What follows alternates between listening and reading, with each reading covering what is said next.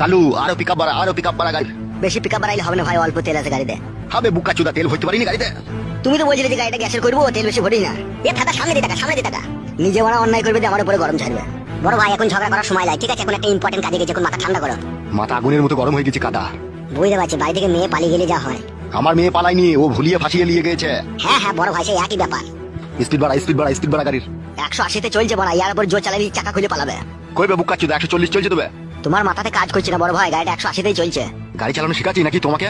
বড় ভাই অমন করো না বড় ভাই। বে ও গাড়িটা কততে চালাছিবে? 140-তে চলছে, আমাকে 180 বলছি কেন? তাই তো রে বড়, 135। আরেকটু পিকআপ বাড়া।